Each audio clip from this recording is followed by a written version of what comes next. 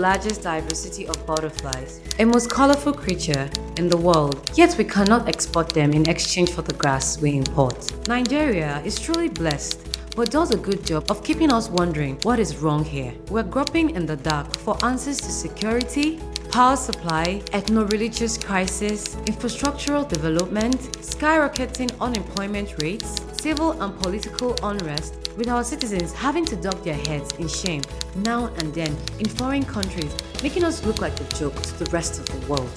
This show is simply an attempt to shed some light on these issues and hopefully provide solutions to imminent doom. It is not an attack on the government. It is not an attack on any ethnicity. It is not an attack on any individual of the Federal Republic of Nigeria. Talk about social responsibility? Let's do this together. From the city of Kaduna, this is Memo. You have a message. It's Memo.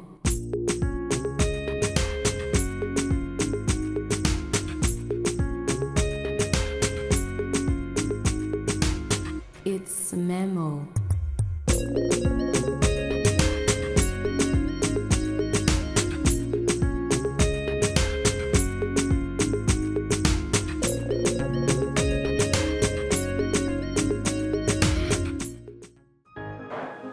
Hello viewers, welcome. It's yet another show on Memo, your #1 variety TV talk show. We give you the best of information, education, and entertainment. Today, you see me dressed. This is the name of my dresser. Go you was here. Now let us one. Nobody they do this kind. Now me, even Tupac is here from me. Come papi me. Today we have one of our own is a musician. Even me, I'm a rapper. Let me rap. Chicken not cry per night. Chicken not cry per night. If you cry per night, I will kill and chow. If the owner come, I will tell him say, chicken not cry per night. Okay, viewers, let's see what we have in our memo for today. Mr. Producer, pass me the memo. Donkey years ago, trailblazers of the Nigerian music industry, if there was any at that time, set out to make a difference. Truth be told, if anyone had mentioned that years later, rap and its components would make themselves a home in Nigeria, no telling what their reactions would have been. Now, Nigerian artists are making such a difference the world over. Impressively, artists come forward with such originality, individuality, and ingenuity, representing dialects and variations of Nigerian language, thick with content and diversity. Nigerians have this one thing for certain to be proud of: great representation. Not far from his counterparts, today's guest literally puts a smile on the face of Hausa language. He is eager to share his experiences from his journey so far, and we are here to share it. Don't forget, we have interesting segments on the show like comedy skits, music videos, and the Viewers Vault, where you can win fantastic prizes. This is Memo. You have a message. It's Memo.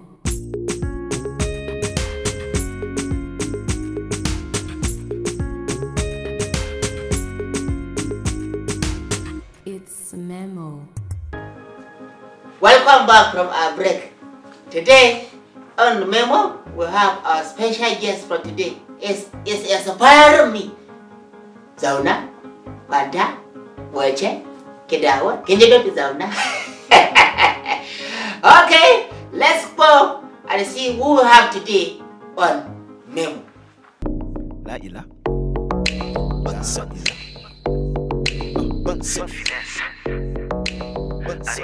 Yes, sure, ladies and gentlemen, I go by the name of ClassiQ.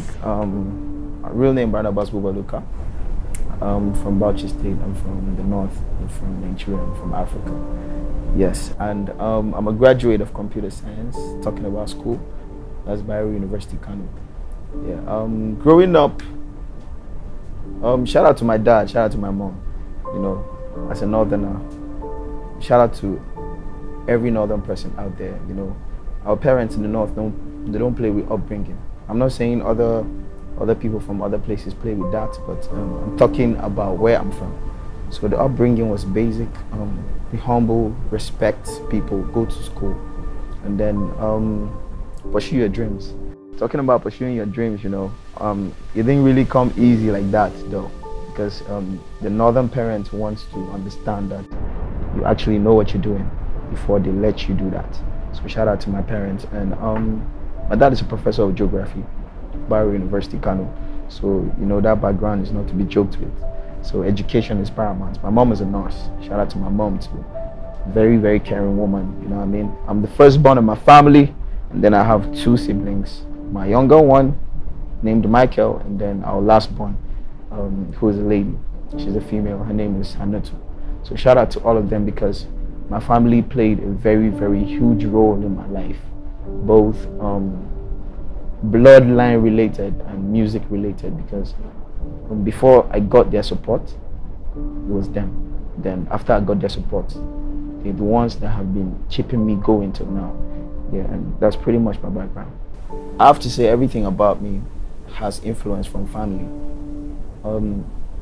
On this very question, talking about my musical background and everything, I have to give it up for my dad. My dad was a really huge fan of music. You know what I mean? Like, apart from being an academic, I think then he was a doctor. You know, he always wakes up and then he plays music. He's a lover of music. He plays TLC, Boys to Men. Plays nah, not DMX. He doesn't play DMX, you know, but Don Williams, Jim Reeves, you know what I mean? All those people, you know, country music, R&B. That was what I grew up like listening to, and that was like my foundation. Then shout out to my aunties too.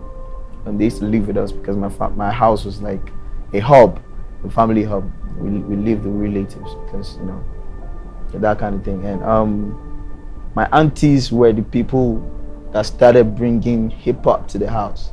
Busta Rhymes, DMX, Tupac, Biggie, you know what I mean? Who else? There are plenty. Ludacris, like a lot of people, you know what I mean?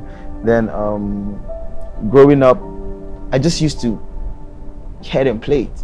And then, you know, music is a very crazy thing. There's a way it creeps on your skin, you know what I mean?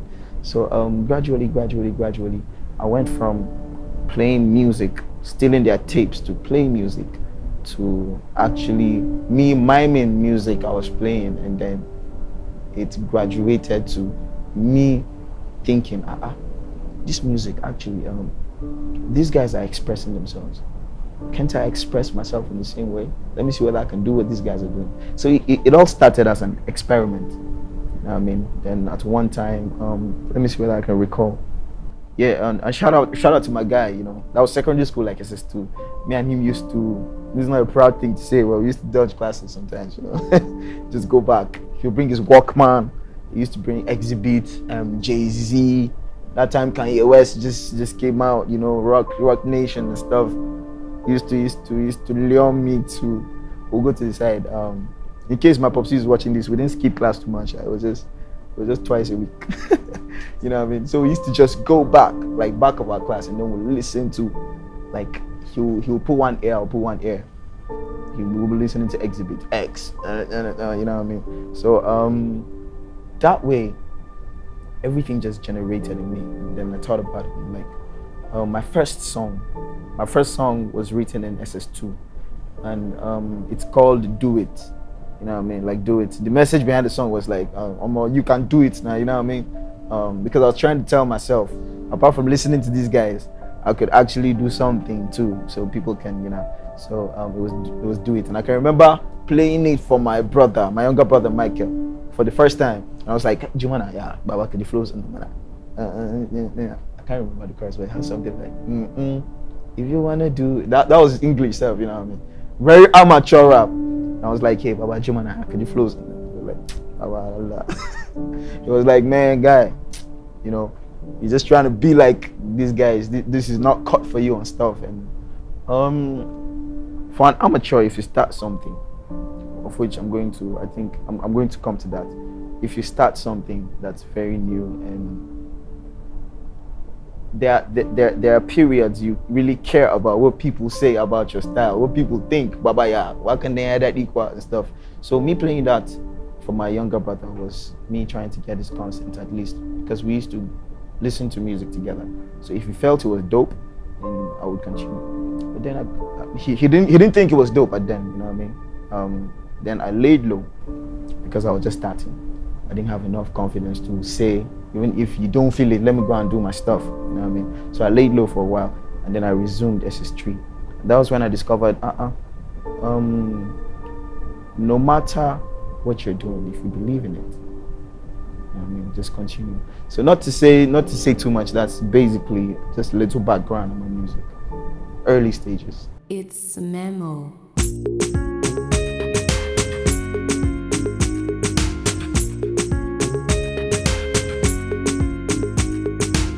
It's Memo. In case you are just joining us, this is Memo, where you can win your fantastic prizes by following us our social media platform, Facebook, Twitter, Instagram, Togo, WhatsApp. Hi, even Bado. You can win plenty things on our show, Memo. So don't go nowhere. Sit back, relax. Always pay attention. Thank you for tuning in. Don't go nowhere. It is Memo. Yeah, I think I'm going to start with challenges. Being an upcoming artist, then it was difficult because then I didn't know how to produce. It was later I started learning how to produce. I didn't know how to produce, so I didn't know my way around. But there was this friend of mine, his name is Sion Yanga Boy. I came across him, and then he was like, there's this place he goes to record. I didn't even know. That time I was just writing. I didn't know, like I thought you getting to make a record was a big deal. You need to travel to America and make a record. So I was just training myself. I didn't know it was so, like it was just like a phone call away and just a couple of people away. So he hooked me up with my producer, Supersonic, who like we've been together for like 10 years and we're still together. And he took me to the studio one time. That's about him making music. And I was like, wow, so this thing is actually easy like that. Like this, you don't need to travel to America to make music, because being a very naive kid at that time, making music to me was not a joke. You get what I'm saying? Like I used to think it was just too much. So he hooked me up with this guy, Supersonic. And I'm talking about challenges. I think every upcoming artist out there, before I learned to produce or to manipulate equipment, studio equipment, the first challenge of every artist till now, that's for very upcoming people, is funds. Because at that time, that was how I knew, like there are processes to this. First of all, you need to pay a studio session, pay the producer, he makes the beat, and then you go to the booth and then you record. So I think my first challenge was funds. And how did I conquer that? Like I think my dad used to give me pocket money of like 5K then, you know what I mean? So I used to, 5K was a lot of money that time, you know? Like, yeah. So I used to break it into two. I think I used to use 3K to go to the studio, you know, 3K to go to the studio, and then the rest just for transportation and upkeep for myself, you know what I mean? So it actually grew from there. Then it got to where I got my own equipment, and that took a lot of time. But then there was a time I couldn't even afford studio sessions anymore, because growing up, your demands get higher. You get what I'm saying? And then you dispatch money to other places and stuff like that. So when I graduated, in secondary school was when I started rapping and writing, and then it got to the university, and another challenge was school, because I needed to make good grades. My dad is a professor. He is a professor. He works with colleagues.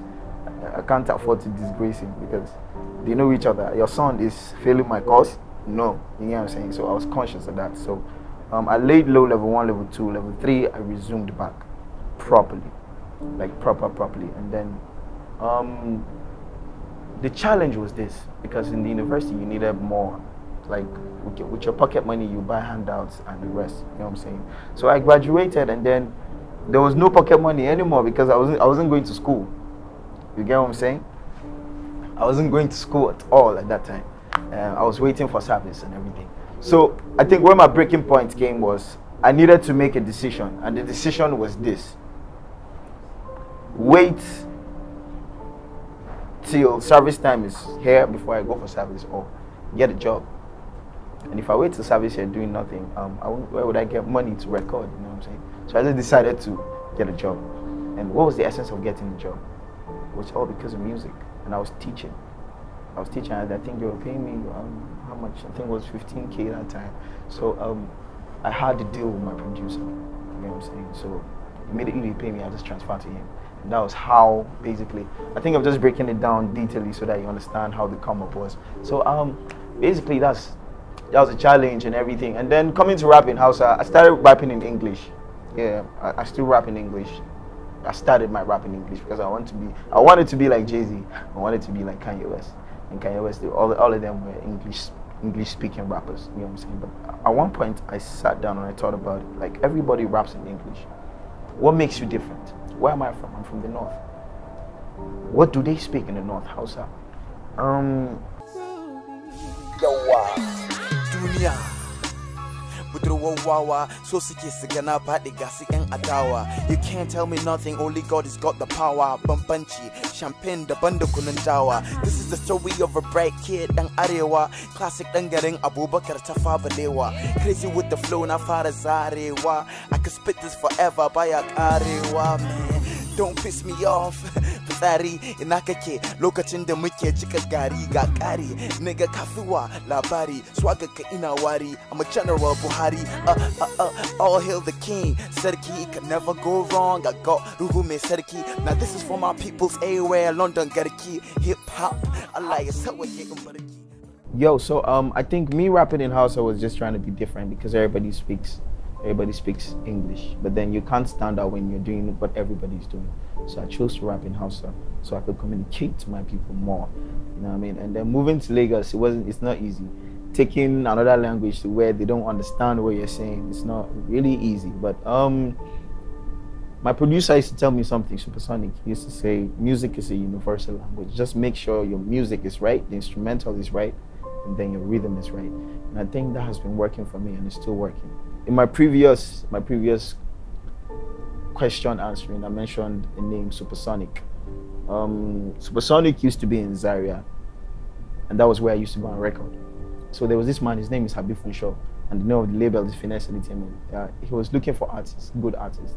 And then, will I say, fortunately, lucky enough for me, he went to that studio. You know what I mean? He was like, Supersonic, play me dope artists that you think, I'm trying to open the label, play me dope artists that you think are qualified to be on the label. Then he played my song, and according to Supersonic, I was not there. He was like, what, repeat? He played a lot of people, lots of artist songs, but then he asked him to repeat that song. What's that boy's name? Classic. Wow, I think I want to sign this boy to my label, straightforward. And then I remember the night Supersonic, I was in my room writing, and then Supersonic called me and was like, Classic, pray. Because I think something really good is coming your way. And then after that call, I think the following day, they called me up. I was in Kano, and then they fixed up a meeting. I went to meet them. The rest is history. That's what's up. What's up, y'all? This is the S to the KALES Skills, aka Mr. Shake Buddy, aka the Man of the Year, aka the Never Say Never Guy. And right now, you're watching me live on Memo. Keep it locked. Let's go. It's Memo.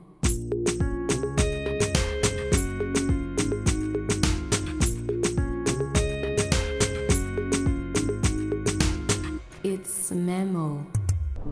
Like I said before, it's about difference. You can't be like any other person else. Like, you can't be like everybody. If everybody's doing this, you do that. What differentiates me from other artists in the game is my name is Classic. Yeah, my name is Classic. My name is not like any other person. You know, my real name is Barnabas Eliti. There's Abubakar, there's Muhammad, there's Daniel, there's Chris. The names are different. We are naturally different as human beings.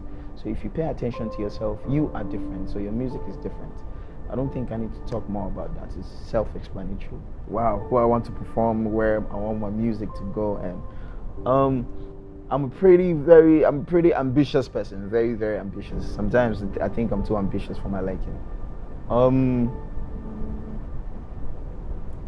I want to be this, like, I'm an international artist. even as it is now, when people ask me when I go, they say, but you speak Hausa, are you an Arewa artist? No, I'm not an Arewa artist. I'm a Nigerian, first and foremost, and I'm from Arewa. Yes, true. And I'm an international artist because of my dreams. You get what I'm saying? Because I said something earlier, music is a universal language.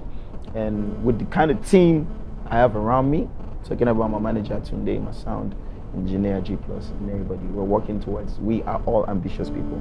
So we're not talking about just Nigeria. Yes, I rap in Hausa and appeal to the Northerners and Nigerians and Africans, because there are other African countries that speak Hausa.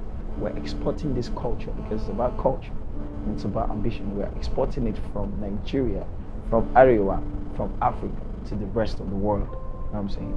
I see myself doing stuff with Jay-Z and, you know, Kanye West and everything. You know what I'm saying? Remember this interview because this is actually going to come true, and then people will have to refer to you guys. Please, can we replay that interview where that boy Classic spoke about international? Yeah, I think the North is no longer lagging behind too much, because I think we've picked up, but there's always room for improvement. So I want to call on not just artists or creative people that make music and other things. The people of Arewa themselves, they should recognize creativity and entertainment as a tool, not just by this country when it's creativity. We are talented, and we didn't bless ourselves with the talent. God blessed us with the talent. You get what I'm saying? So I think I just want to call on, if there's anything I have to say about Arewa, is I'm calling on every Arewa person to see the light in entertainment, because it's not just us, just lack of work. A lot of us went to school, you know what I'm saying, but we're just trying to use what God gave us, and people should understand that it's a God-given talent and support it more. Just be more supportive, that's all. When that is done, Arewa is going to be like a world standard industry. Yeah, that's what I'm saying. God bless.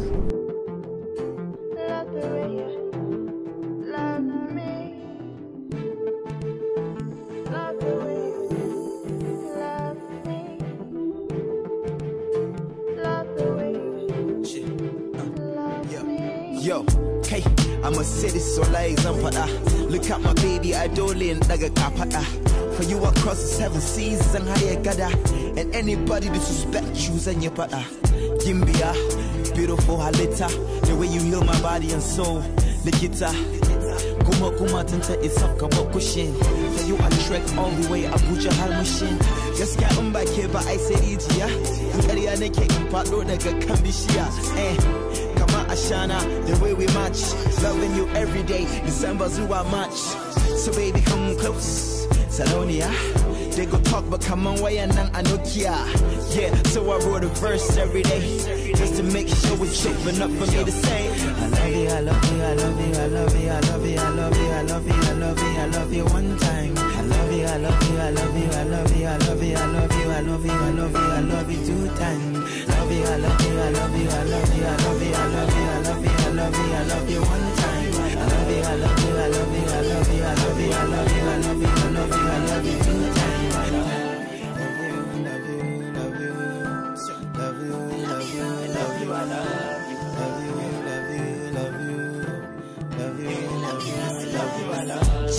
I'm a city sola is umpada. Yes, the chick back, but yana is bad. She stuck with me when all I had was 2 masara and again kick come out and sama zuciya kankara. Bata nagging, ba musu bata dragging. Ina ji da ke wallahi gashi ina ta bragging. Oh, translation, did I mention? She make my heart beat, come on one radio station. Dura the kid forever is my occupation. Cannot assign losing concentration. When we shake your mind, it's a conversation. You are flawless, standing ovation. Kuma gaskiya na so the thing go. Kowa ma ya san da kitan be bingo. So I wrote a verse every day, just to make sure it's true, but not for me to say. I love you, I love you, I love you, I love you, I love you, I love you, I love you, I love you, I love you. Hello viewers, this is the segment you have been waiting for, the interesting part of the show, where you can win fantastic prizes for yourself. I believe you enjoy our guest for today, Classic. Very soon you'll be expecting a bomb I will feature ClassiQ for one of my latest songs because Mima, I'm the rapper. I can do and undo. This is our memo to you. Sleeping and falling, can't get up. Sleeping and falling, you have to get up. Do you have a dream, vision or passion? Everyone does. Identify yours, shut out naysayers, and keep pursuing. To live is to suffer. To survive is to find meaning in the suffering. Thank you, DMX.